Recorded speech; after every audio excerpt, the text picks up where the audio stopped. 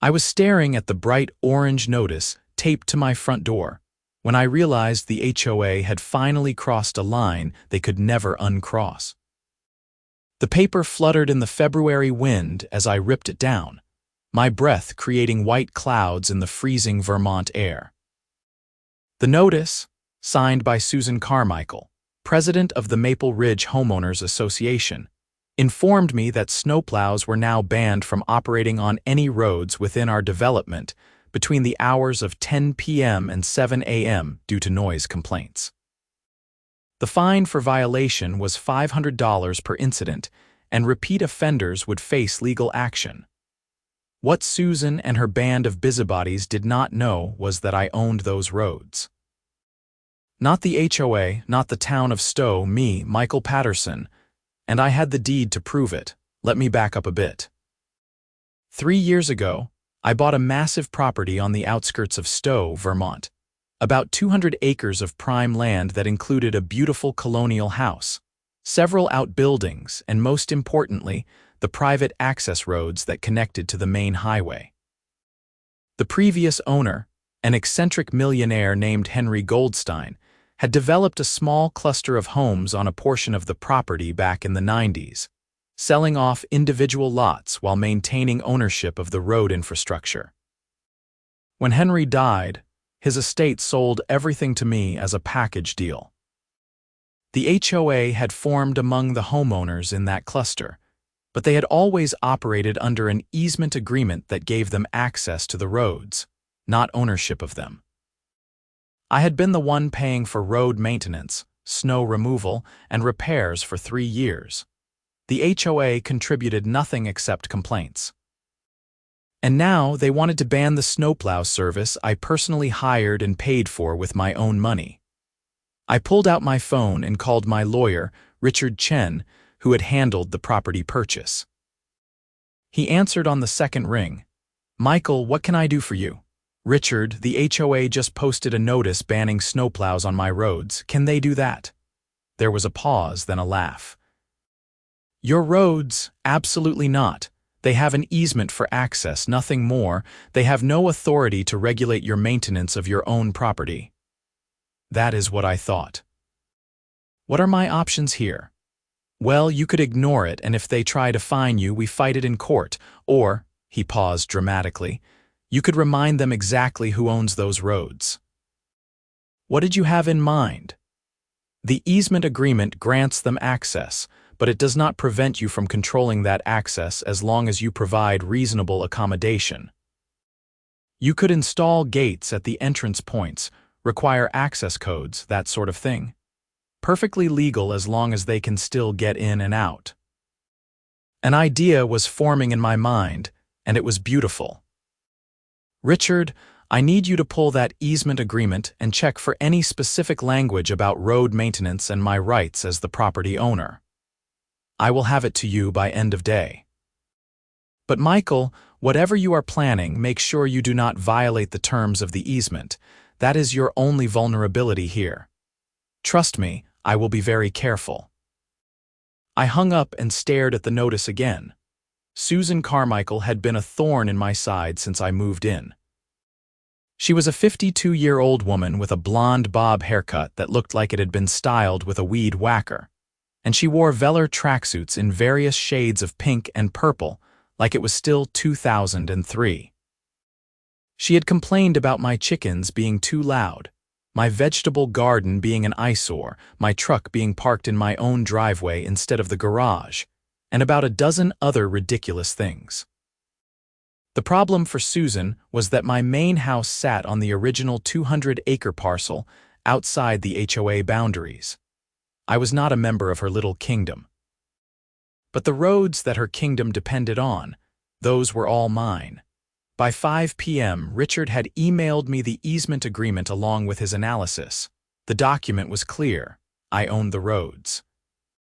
I was responsible for maintenance. The homeowners in Maple Ridge had perpetual access rights, but I retained all regulatory authority over the roads as long as I did not unreasonably restrict access. There was even a clause stating that I could install security measures including gates and access control systems.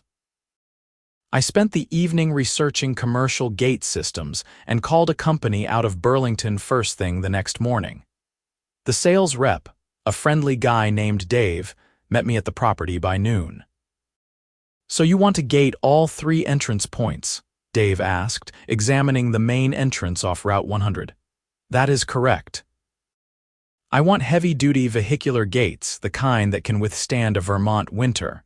I want card readers and keypad systems. I want them installed as quickly as possible." Dave whistled. "That is going to run you about $40,000 for all 3 entrances with the features you want. But I can have a crew out here by tomorrow, and we can be done in 4 days if the weather holds." "Perfect, let's do it. Can I ask what this is about, you having security issues?" "You could say that. I am having issues with people thinking they can tell me what to do on my own property." Dave grinned. "Say no more. I will make sure these gates are solid." That evening, I drafted a letter to all 23 homeowners in the Maple Ridge development. It was professional and courteous, but firm. "Dear Maple Ridge residents, as the owner of the private road system serving your community, I am writing to inform you of upcoming changes to access procedures. Effective February 15th, security gates will be installed at all 3 entrance points to the road system. Each household will be provided with an access code and the option to purchase an RFID card reader tag for convenient entry and exit. These measures are being implemented to ensure proper security and to protect my investment in the road infrastructure. Please note that I have been solely responsible for all road maintenance, snow removal, and repairs since purchasing the property 3 years ago. I intend to continue providing these services without interruption. However, I must address a recent notice posted by the HOA attempting to ban snow removal services during certain hours. As the owner of these roads, the HOA has no authority to regulate my maintenance activities. Any such restrictions are null and void. Snow removal will continue on my schedule, determined by weather conditions and safety requirements, not by arbitrary HOA rules. Access codes will be distributed on February 14th. If you have any questions, please contact me directly rather than through the HOA, as the HOA has no jurisdiction over these matters. Sincerely, Michael Patterson. I printed 23 copies and spent the next morning hand delivering them to every mailbox in Maple Ridge. I saved Susan's house for last. Her mailbox had a decorative cover shaped like a cardinal, and someone had put a little wreath on it. I stuffed the letter inside and was walking back to my truck when her front door flew open. "Excuse me, Michael, what do you think you are doing?" Susan marched down her driveway in pink fuzzy slippers and a purple tracksuit, her face already red with indignation. Behind her, I could see her husband Gerald peeking out from behind the curtain. Poor Gerald always looked like he wanted to disappear into the furniture whenever Susan went on one of her tirades. "Just delivering some important information to the residents, Susan. You might want to read it. I already heard about your little gates. You cannot just block access to our neighborhood." "I am not blocking access. I am controlling access to my private roads. There is a difference. These are community roads. Everyone uses them. Everyone uses them because I allow them to under the easement agreement. But I own them, Susan. I have the deed. And after that little stunt you pulled trying to ban my snowplow service, I decided it was time to remind everyone of that fact." Her face went from red to purple. "That notice was for the community's benefit. People are trying to sleep, and your plows are out there at 2 a.m. making a racket. First, it is one plow. Second, that plow is clearing roads after snowstorms, so people can actually get to work in the morning. Third, and most importantly, you have absolutely no authority to tell me when I can maintain my own roads. The HOA has every right to regulate noise and activities that affect the community. The HOA has the right to regulate its members and their properties. I am not a member, and these are not HOA properties. These are my properties. Check with your lawyer if you do not believe me. We will see about this. I am calling an emergency HOA meeting. You do that. But those gates are going in tomorrow and they will be operational by the 15th. Have a nice day, Susan.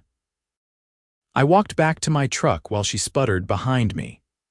As I drove away, I saw her standing in her driveway, clutching my letter, looking like she wanted to spontaneously combust.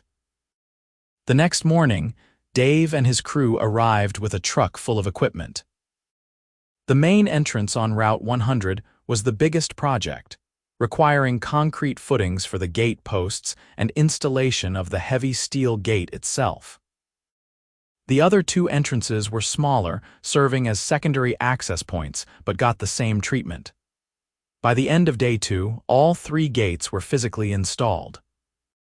Days 3 and 4 were spent on the electronic systems, running power, installing the card readers and keypads, and testing everything. On the morning of February 14th, Valentine's Day of all days, I sent out an email to all residents with their access codes and instructions for the systems. The codes were randomly generated 8-digit numbers, different for each household. I also offered the RFID tags for $50 each, which would let them enter and exit without stopping to punch in a code. The response was mixed. About half the residents seemed to understand the situation and just wanted to make sure they could get in and out. The other half, led by Susan, were losing their minds. My email inbox and phone were blowing up with angry messages. By noon, Susan had organized an emergency HOA meeting at the community clubhouse, a small building that sat on one of the HOA common areas. She sent out a mass email inviting me to attend and explain myself. I decided to go, mostly for the entertainment value. The clubhouse was packed when I arrived at 7 p.m. All 23 households were represented, plus Susan had apparently invited her lawyer, a tired-looking man in his 60s named Howard Barnes. I recognized him from some local real estate deals. He was competent, but not particularly aggressive. Susan stood at the front of the room behind a folding table, looking like she was about to chair a war tribunal. When I walked in, the room went quiet.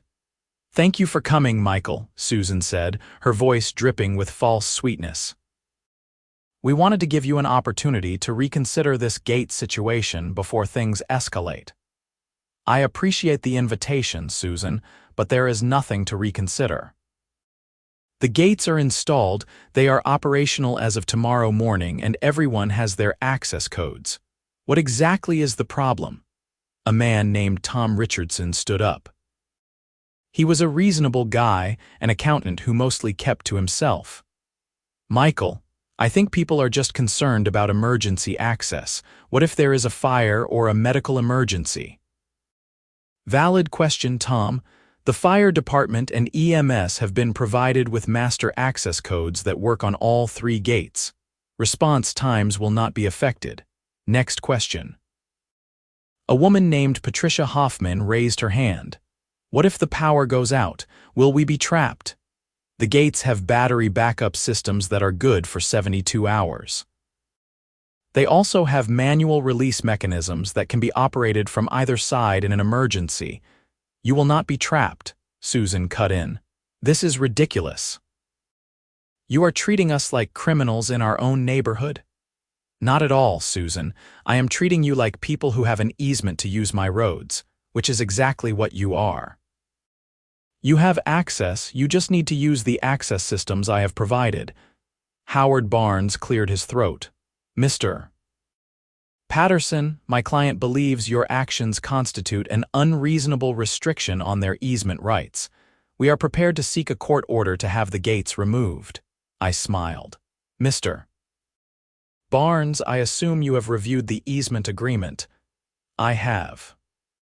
"Then you know that the agreement explicitly allows me to install security measures including gates and access control systems. as long as I provide reasonable access to the easement holders. 23 households, 23 access codes, emergency services covered, backup power systems. That seems pretty reasonable to me. Do you really want to go to court over this? Barnes shifted uncomfortably. The noise restriction notice was a reasonable exercise of HOA authority to regulate quality of life issues. Except the HOA has no authority over non-member properties, and the roads are my property, not HOA property. You want to regulate when people run their dishwashers or mow their lawns in the HOA zone, be my guest. But you do not get to tell me when I can maintain my own infrastructure. The noise affects HOA residents? So does the snow that piles up when the roads do not get plowed. You cannot have it both ways, Mr. Barnes. Either you want maintained roads or you do not. And if you want them maintained, you accept that maintenance happens when it needs to happen, not on Susan's preferred schedule. Susan slammed her hand on the table. This is outrageous.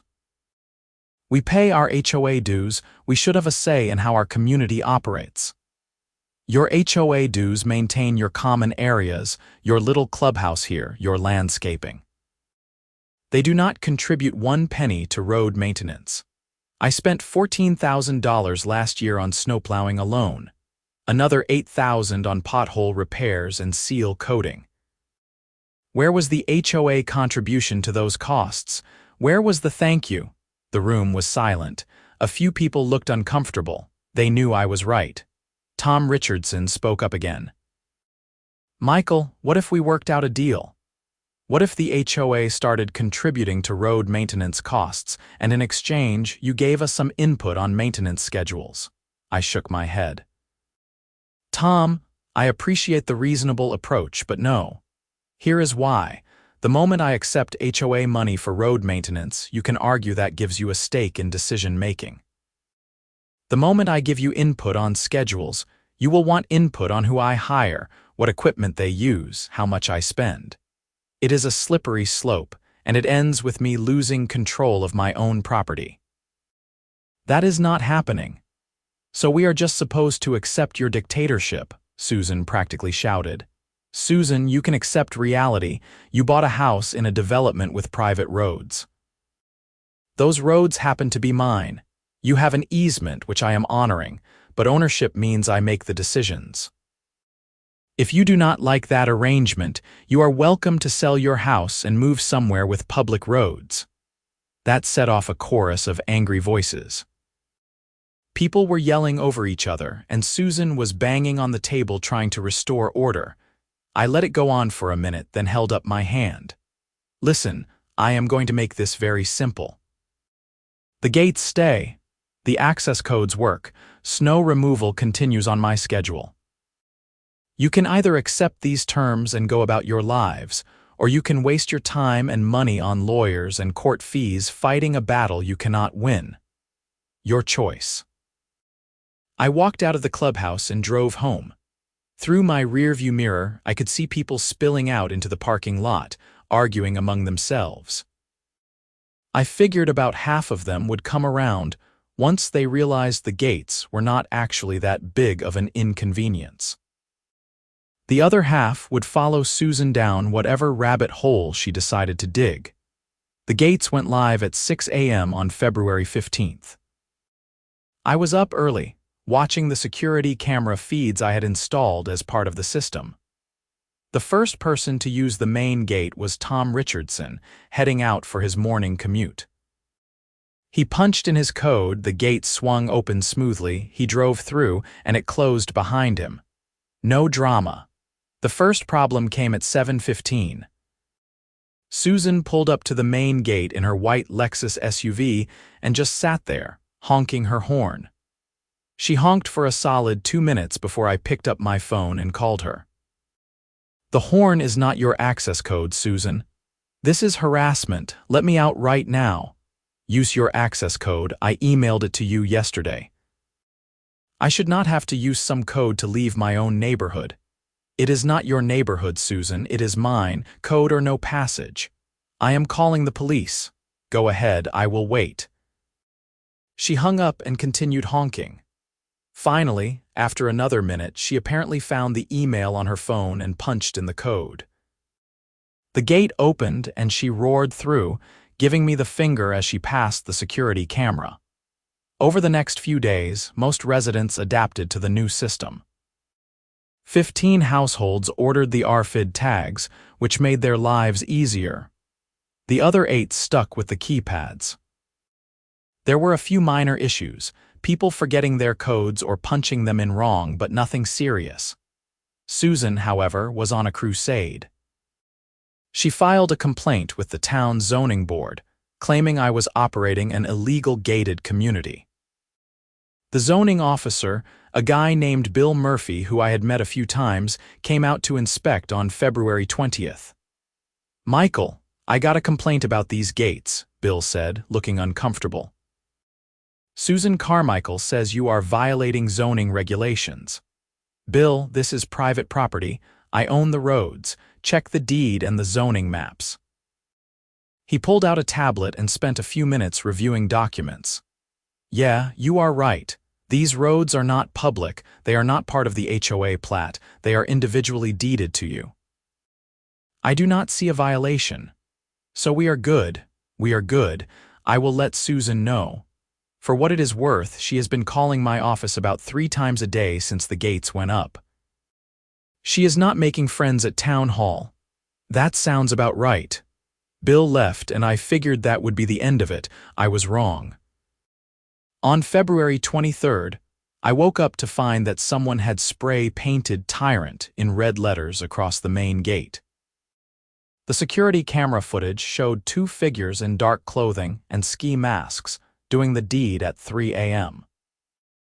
The video was not clear enough to identify them, but one of the figures moved like a woman in her 50s who spent too much time doing step aerobics. I called the state police, and a trooper named Officer Jessica Ramirez came out to take a report. She watched the footage and took photos of the damage. "Any idea who might have done this?" She asked. "I have a suspicion, but I cannot prove it. I have been having ongoing disputes with the HOA president, Susan Carmichael. The HOA president vandalized your gate." "Like I said, I cannot prove it, but she has been escalating her behavior since I installed these gates." Officer Ramirez made notes. "We will keep this on file. If it happens again, or if you get any evidence pointing to a specific person, let us know. In the meantime, you might want to upgrade your cameras." I spent that afternoon installing 2 additional high-definition cameras at the main gate, positioned to capture better facial details.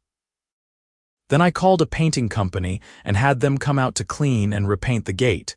It cost me $800 and I was furious. That evening, I got a call from Richard Chen. "Michael, I just got served with a lawsuit.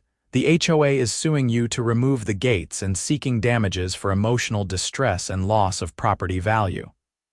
Emotional distress? Are you kidding me? Susan Carmichael claims the gates have caused her severe anxiety and have damaged the community's character. She has 7 other homeowners as co-plaintiffs. Let me guess. Patricia Hoffman is one of them? Actually, no. Patricia is not on the list. It is mostly Susan's immediate circle. The Hendersons, the Crafts, the Moores, a few others. Can they win? Not a chance. But they can drag this out and cost you legal fees. That is probably the point. They are trying to make this expensive and annoying enough that you back down. That is not going to happen, Richard. File whatever response you need to file. I want to countersue for the vandalism as well. We cannot prove Susan did the vandalism. Not yet. But I have upgraded my cameras. If she or her friends try again, I will have them. The lawsuit moved slowly through the system. We had a preliminary hearing scheduled for March 15th. In the meantime, life continued. The gates functioned perfectly.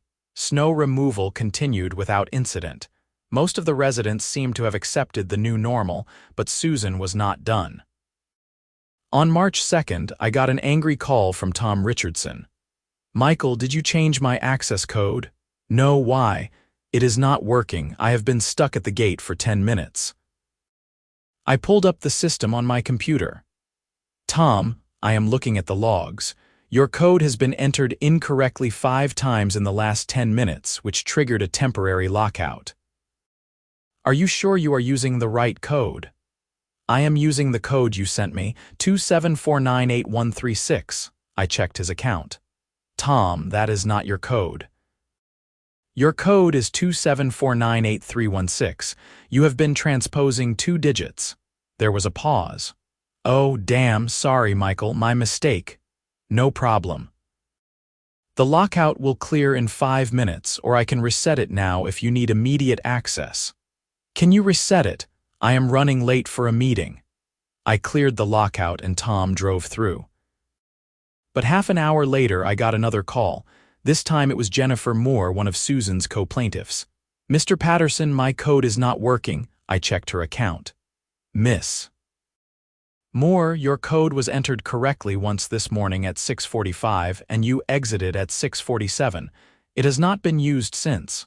Are you at the gate right now? Yes, and it is not working. What code are you entering? She read off a string of numbers that were completely wrong. Miss Moore, that is not even close to your code. Where did you get those numbers? Susan gave them to me. She said you changed all the codes. I took a deep breath. Miss Moore, I did not change your code. Susan gave you false information. Your actual code is in the email I sent on February 14th. If you deleted it, I can resend it. This is ridiculous. Why are you making this so difficult? I am not making anything difficult. You are using the wrong code because Susan lied to you. Check your email. She hung up on me. Over the next hour, I got 6 more calls from residents claiming their codes did not work. In every case, they were using fake codes that Susan had apparently distributed, claiming I had changed the access system. After the 6th call, I sent out a mass email. Attention Maple Ridge residents, it has come to my attention that someone is distributing false information about access code changes. I have not changed any access codes. The code you received on February 14th remains valid. If someone has told you otherwise, they are mistaken or lying. If you are having trouble accessing the gates, please refer to the original email from February 14th. If you have deleted that email, contact me directly and I will verify your code. Do not rely on information from third parties regarding the access system. I am the sole administrator and the only source for accurate information. Michael Patterson Susan responded to my email within minutes, sending her own mass email claiming I was gaslighting the community and that the access system was unreliable. She demanded I remove the gates immediately or face serious consequences. I ignored her and went about my day. The next morning, March 3rd, I woke to find all 3 gates had been vandalized again. This time, someone had poured superglue into the keypads, rendering them useless. The RFID readers were smashed with what looked like a hammer. The gates themselves had more spray-painted messages, "Open up, freedom now, and down with tyranny." My new high-definition cameras had captured everything. 3 figures, same ski masks as before, but this time the footage was crystal clear. When the tallest figure reached up to smash one of the card readers, her sleeve pulled back, revealing a distinctive gold bracelet with dangling charms. I had seen that bracelet before. On Susan Carmichael's wrist, I immediately downloaded the footage and called Officer Ramirez. "Mr. Patterson, are you reporting another vandalism incident?" "I am, but this time I have clear evidence of who did it. Can you come out here? I want to show you the footage before I file the report." She arrived within the hour. I played the security footage on my computer, pointing out the bracelet. "That is a pretty distinctive bracelet," Officer Ramirez said, "but I cannot arrest someone based on jewelry." "Do you have any other evidence? Give me a second." I pulled up my photo library on my phone. I had dozens of photos from various neighborhood events and random encounters. I found one from last summer, a community yard sale where Susan was visible in the background. Her bracelet was clearly visible, and it matched the one in the video perfectly. Officer Ramirez examined both images carefully. The bracelets do appear to match, combined with your ongoing dispute and the fact that this person's height and build are consistent with Miss Carmichael. I think we have probable cause. I will need to take this to my supervisor, but we may be able to get a warrant to search her property for the clothing and tools used in the vandalism. How much damage are we talking about in terms of charges? Based on what I am seeing, you are looking at felony criminal mischief. The damage to the electronic systems alone is probably over $2,000, and this is the second incident. If we can prove it was her, she is facing serious charges. Over the next week, things moved quickly. The state police got a warrant and searched Susan's house on March 8th. They found the ski masks, the spray paint cans, and the hammer in her garage, along with clothing that matched what the vandals wore. They also found a notebook where Susan had been planning various acts of sabotage, including the fake access codes she had distributed. Susan was arrested and charged with 2 counts of felony criminal mischief and 1 count of conspiracy, since she had recruited 2 neighbors, Jennifer Moore and Lisa Henderson, to help with the vandalism. All 3 were released on bail, but the damage to Susan's reputation was immediate and devastating. The HOA held an emergency meeting on March 10th and voted to remove Susan as president. Tom Richardson was elected as the new president, and one of his first acts was to withdraw the lawsuit against me. The 8 co-plaintiffs who had joined Susan's crusade all quietly dropped out. But I was not done. The vandalism had caused over $6,000 in damage between the 2 incidents. I had to replace all the keypads and card readers, repair the gate surfaces, and upgrade the security systems even further. I filed a civil lawsuit against Susan, Jennifer, and Lisa seeking full restitution plus legal fees. Meanwhile, the criminal case moved forward. Susan's lawyer tried to negotiate a plea deal, but the prosecutor was not interested in being lenient. Susan had a history of erratic behavior, and the notebook they found showed she had been planning to escalate even further, including ideas about blocking the road with vehicles or pouring concrete in the drainage systems. The preliminary hearing for the criminal charges was held on March 25th. I attended as a witness and to provide victim impact information.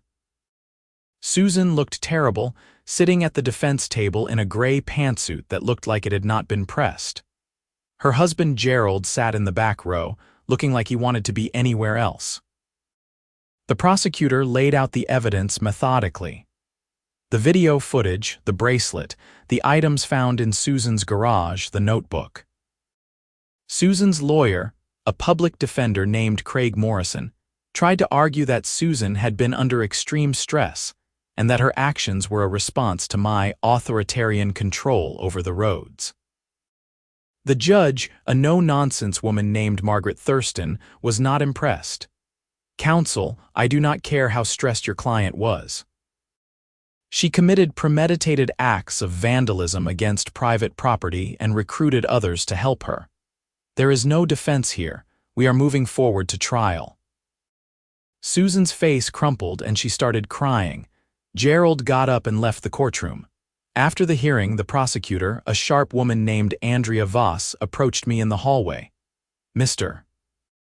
Patterson, I wanted to let you know that we are offering Miss Carmichael one final plea deal. If she pleads guilty to 1 count of felony criminal mischief, we will drop the other charges and recommend probation with restitution. If she does not take it, we are going to trial and I will push for jail time. What do you think she will do? Her lawyer is advising her to take the deal. She cannot win at trial. The evidence is overwhelming." Susan took the plea deal on April 1st. She pleaded guilty to felony criminal mischief and was sentenced to 2 years probation, 200 hours of community service, and ordered to pay full restitution for the damage. Jennifer and Lisa took similar deals as accomplices, receiving lesser sentences. The civil lawsuit was settled shortly after. Susan agreed to pay me $8,000 to cover the damage, my legal fees, and additional security costs. Jennifer and Lisa each paid $2,000. Susan also signed a permanent restraining order prohibiting her from coming within 500 feet of my property or the gate systems. With Susan out of the picture, life in Maple Ridge settled down considerably. Tom Richardson turned out to be a reasonable HOA president. He sent me a formal letter in mid-April apologizing for the entire situation and thanking me for continuing to maintain the roads despite the harassment. A few residents approached me individually with similar sentiments. Patricia Hoffman brought me a homemade apple pie and apologized for not speaking up sooner against Susan's behavior. Tom Richardson actually asked if there was any way the HOA could contribute to road maintenance costs as a gesture of goodwill. I thought about it and came up with a compromise. Tom, here is what I will do. The HOA can contribute a voluntary annual amount, let us say $5,000, toward road maintenance. In exchange, I will provide quarterly reports on maintenance activities and costs. But the contributions do not buy you decision-making power. They are just a way of acknowledging that you benefit from the infrastructure. Tom agreed immediately. The HOA voted to approve the arrangement at their May meeting, with 20 out of 23 households voting in favor. Only Susan's closest allies abstained. By June, the gates had become completely routine. People used their RFID tags or codes without thinking about it.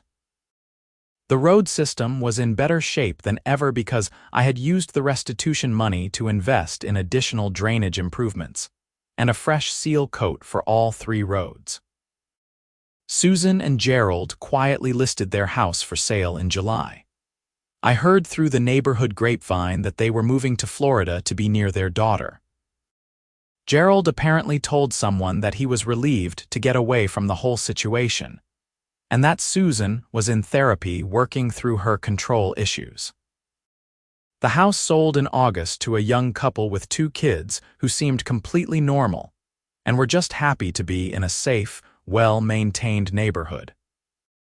Jennifer and Lisa both completed their community service and stayed in the neighborhood, keeping their heads down and avoiding me entirely. That was fine by me. I had no desire to interact with them any more than necessary. In September, Tom Richardson organized a neighborhood barbecue in the common area. It was the first community event since the whole gate situation had blown up, and I was not sure if I should attend. Tom called me personally to invite me. "Michael, I really hope you will come.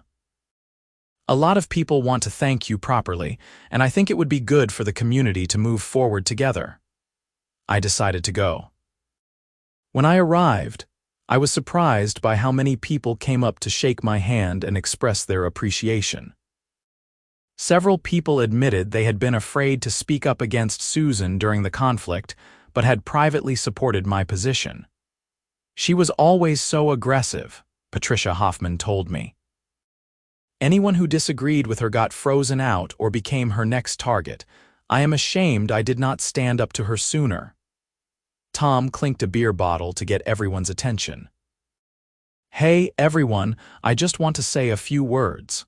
This past year has been rough for our community. We let one person's need for control turn into a situation that hurt a lot of people and damaged our relationship with our neighbor. Michael has every right to be angry with us, but instead, he has been gracious and professional. He has continued to maintain our roads, work with us on access systems, and even accepted our modest contributions toward costs. I think we owe him a real thank you." People applauded, and I felt genuinely touched. These were good people who had been caught up in Susan's dysfunction. They did not deserve to be punished for her actions. "I appreciate that, Tom," I said. "Look, I will be honest, the gate situation was not my first choice. I installed them because Susan forced my hand, but I think we have found a good balance now. You have access, I have security and control over my property, and we are all getting along. That is how it should be." More applause, and the barbecue turned into a genuinely nice afternoon. Kids ran around playing while adults chatted and ate burgers. It felt like a real community for the first time since I had moved in. In October, I got a letter from Richard Chen with the final accounting of all the legal matters. The criminal case was closed with Susan's guilty plea. The civil case was settled and paid in full. The HOA lawsuit had been withdrawn with prejudice, meaning it could never be refiled. My total legal costs had been about $12,000, but the restitution and settlements had covered almost all of it. "You came out of this in remarkably good shape," Richard wrote. "Most property disputes like this drag on for years and cost both sides a fortune. You had clear legal ground to stand on and you stood on it firmly. Well done." I framed the letter and hung it in my office as a reminder that sometimes standing up for your rights, even when it is difficult and contentious, is the right thing to do. By November, the first major snowstorm of the season hit Vermont. My plow service, run by a local guy named Pete Johnson, was out at 2 a.m. clearing the roads just like always. I watched on the security cameras as the plow made its rounds, orange lights flashing, pushing snow into neat banks along the shoulders. The gates worked perfectly, automatically opening when Pete approached with his RFID tag and closing behind him. Inside Maple Ridge, lights stayed off in most houses. People were sleeping soundly, knowing they would wake up to clear roads and safe driving conditions. Nobody complained about the noise. Nobody posted angry notices. Nobody vandalized anything. It was exactly how it should have been all along. In December, Tom Richardson called me with an interesting proposal. "Michael, the HOA has been talking about holiday decorations for the main entrance.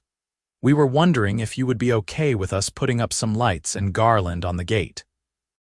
We would pay for it and we would take it down in January. We just thought it might be nice."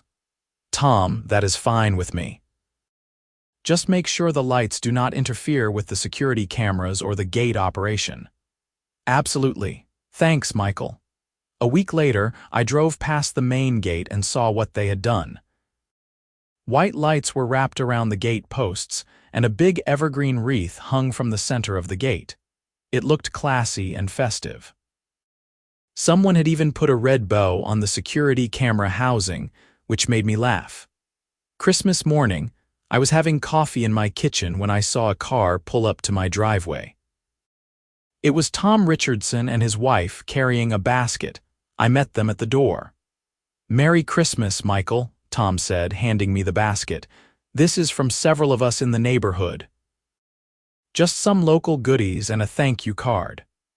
Inside the basket were Vermont cheeses, maple syrup, homemade cookies, and a card signed by 19 of the 23 households. The card thanked me for being a good neighbor and for maintaining the roads with such care. Several people had written personal notes expressing their appreciation. I felt a lump in my throat. "This is really thoughtful, thank you. You have been good to us, Michael, even when we did not deserve it. We wanted you to know we notice and we are grateful."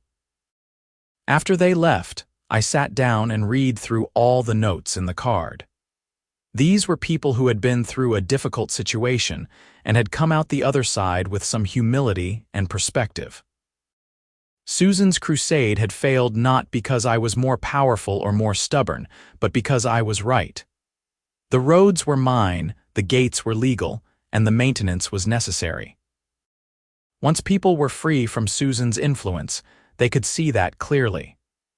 On New Year's Eve, I stood at my front window watching the sun set over the mountains. The Maple Ridge development stretched out below my property, smoke rising from chimneys, lights glowing in windows. The gate at the main entrance was decorated with lights that would come down in a few days.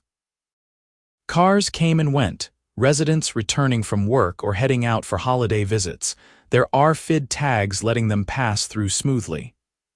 It had been a wild year.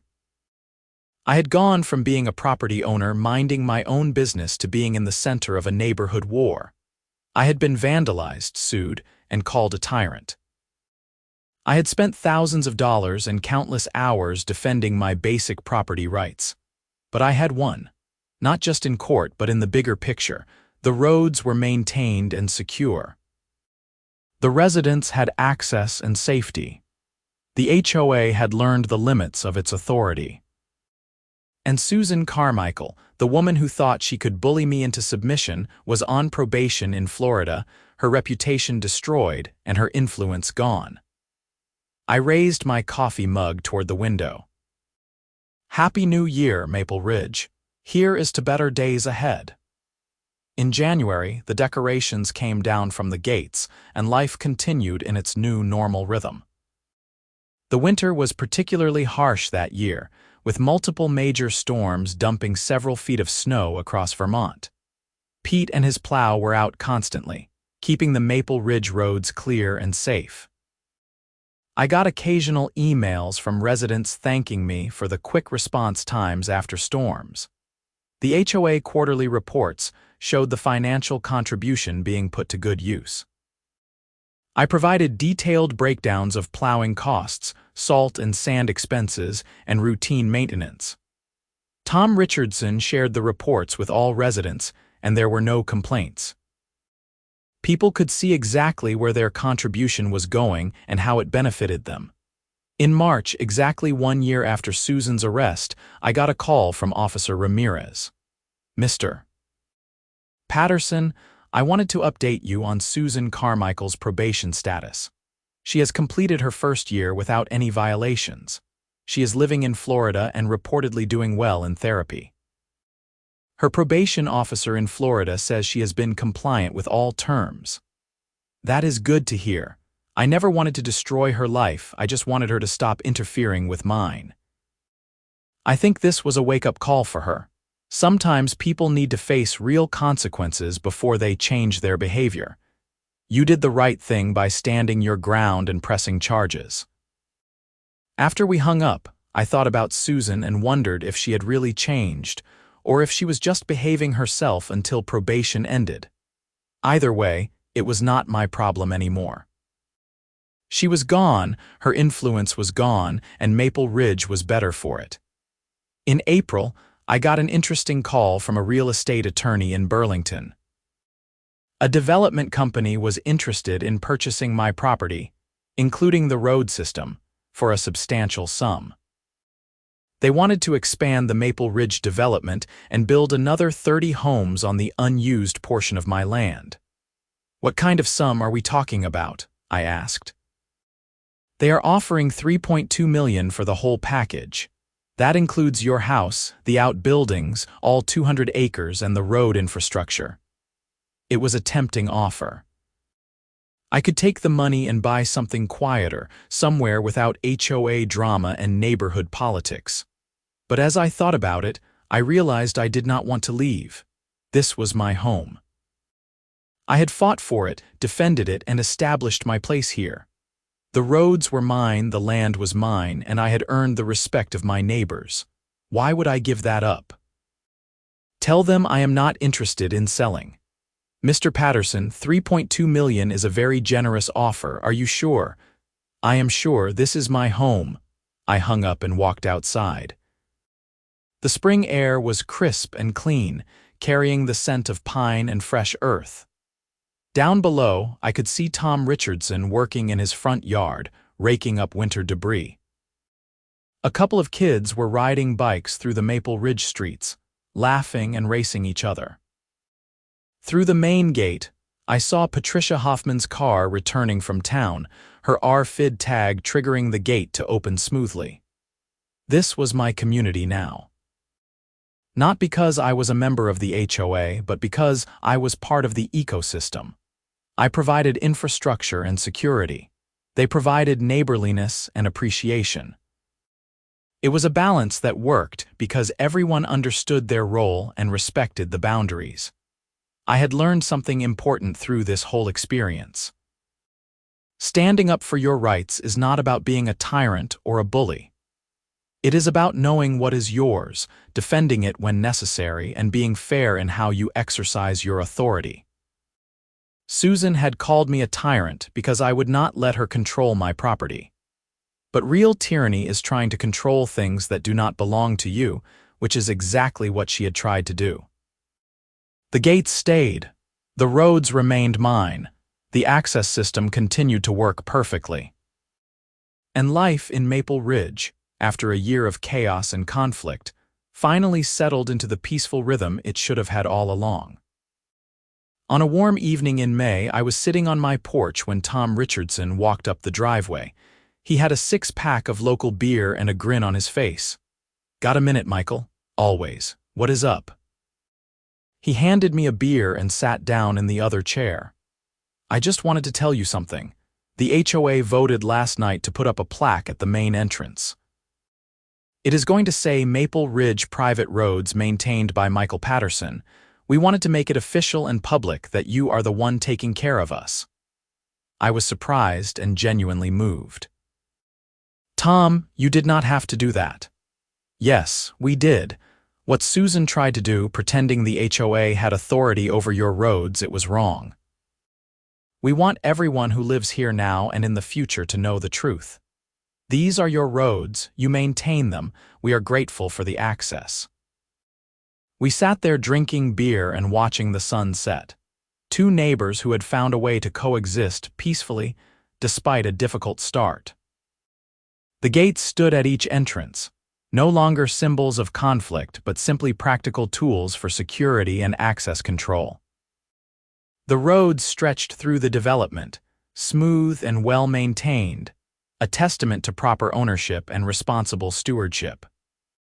Susan Carmichael had tried to ban snowplows on roads she did not own, thinking her HOA title gave her unlimited authority. She had learned the hard way that authority without actual legal standing is just noise. And noise, no matter how loud, does not change the fundamental facts of property ownership. I owned the roads. I gated the entrances, and when they panicked, I stood firm, not out of spite but out of principle. Because sometimes the only way to teach people about boundaries is to enforce them clearly and consistently. The plaque went up 2 weeks later, polished brass mounted on a stone pillar next to the main gate. Tom organized a small dedication ceremony, and about 15 residents showed up. There were no speeches, just some photos and handshakes and a general feeling of community restored. As I stood there looking at the plaque with my name on it, I thought about how strange the journey had been. I had bought this property planning to live quietly and enjoy the Vermont countryside.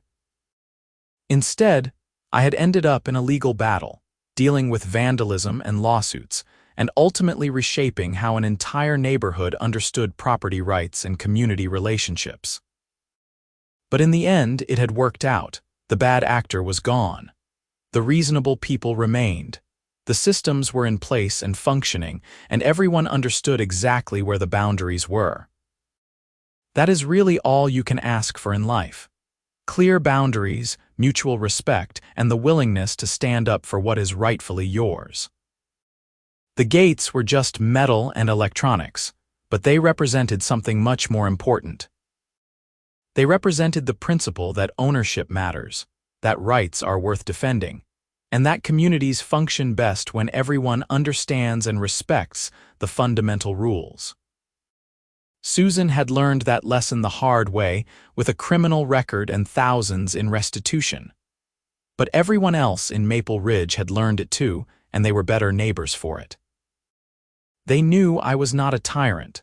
I was just a property owner who refused to be pushed around on my own land. And once they understood that distinction, everything else fell into place. The snow would come again next winter. The plows would run at 2 a.m. or whenever they needed to run. The gates would open and close, granting access to those who belonged and securing the infrastructure I had built and maintained. And life would continue in Maple Ridge, peaceful and orderly, exactly as it should be when everyone knows their place and respects the person who makes it all possible. I never wanted to be the center of attention or the subject of neighborhood drama. But when Susan forced the issue, I responded the only way that made sense. I asserted my rights, defended my property, and let the chips fall where they may. The fact that it worked out in my favor was not luck. It was the natural result of being legally right and morally justified. As summer arrived and the Vermont landscape burst into green, I found myself genuinely happy with how things had turned out. The roads I owned were in excellent condition. The gates I installed were functioning perfectly. The residents I served were appreciative and respectful. And the woman who had tried to make my life miserable was gone, replaced by reasonable people who understood the difference between community governance and property ownership. It was a good life, a quiet life, the life I had wanted all along. The gates were just a tool to protect that life when someone tried to take it away. And now, with boundaries established and respect earned, I could finally enjoy my property in peace, knowing that the roads below would always be mine, and the access would always be on my terms. That was the victory, not the legal battles or the criminal charges or the settlements. The victory was in the restoration of peace, and the establishment of a new normal where everyone understood the rules and played by them. Susan's panic when she realized she had no power over my roads had been satisfying to watch, but the real satisfaction came from building something better in the aftermath.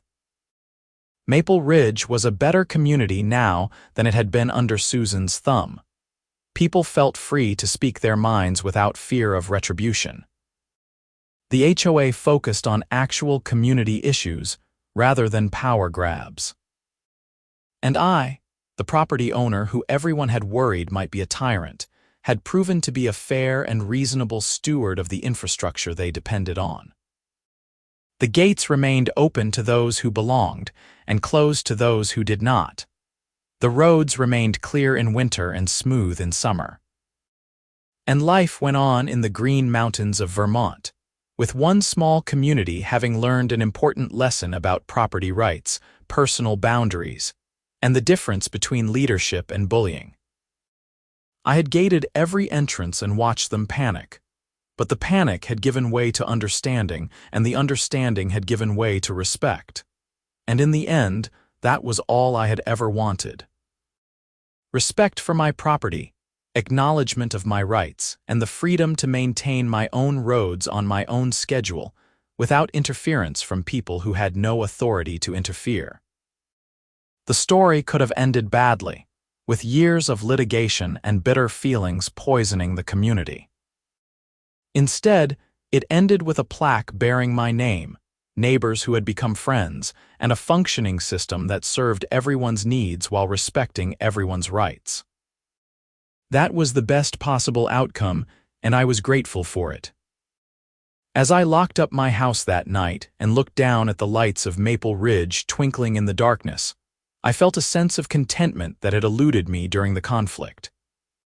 This was my home, my land, my roads, and everyone finally understood and accepted that reality. The gates stood guard at each entrance, silent sentinels protecting what was mine while granting access to those who belonged. Susan Carmichael had tried to take that away with her noise ordinances and her HOA authority that did not exist. She had failed spectacularly, and in failing, she had taught everyone else what happens when you challenge property rights without legal standing. It was a lesson that would last long after she was gone, a lesson that would benefit future residents and prevent future conflicts. And that, ultimately, was worth all the trouble. Because a community that understands boundaries is a community that can thrive. And Maple Ridge, after its trial by fire, was finally ready to thrive.